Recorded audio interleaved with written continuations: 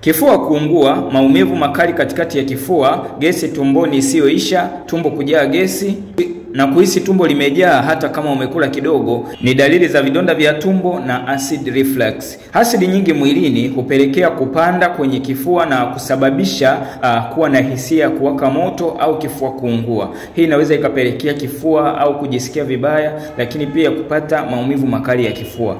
Lakini mara nyingine inaweza ikapelekea mpaka kupata mate ambayo unahisi ni machungu mdomoni. Pia unapokuwa na vidonda vya tumbo huwa vinapelekea kufanya tumbo kuwa dhaifu, hivyo kuzalisha gastric juice nyingi ambazo zinapelekea kupanda na kuhisi hali ya kuungua kwa moto kifuani na maumivu makali. Sasa hali kama hii unatakiwa kwanza kuimarisha mmeng'enyo wa chakula, kutoa sumu mwilini na kupata lishe itakayoweza kukusaidia. Jambo lingine ni kupata tiba za gastric package kutoka kwa mwili zitakazo kusaidia kuondoa gesi, kutibu vidonda vya tumbo na kuimarisha mfumo wa chakula.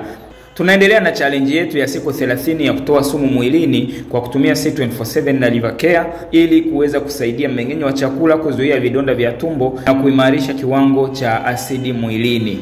Leo ni siku ya 28 ya kutumia C24/7. Tunaenda kutumia C24/7 kidonge kimoja ili kuweza kuimarisha afya ya mmeng'enyo wa chakula na kutoa asidi mwilini.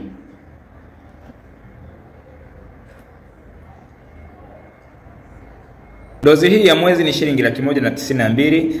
Habari njema ni kwamba kuanzia tarehe 21 hadi tarehe 30 tuna punguzo la ofa la bei zetu kwa package zote za tiba. Na package hii badala ya 192 utaipata kwa 163,200. Itafute WhatsApp kupata ofa yako sasa hivi na kuweka order au comment neno niunge kujiunga na grupu letu la mafunzo ya lishe ya kupunguza uzito na uzazi bure.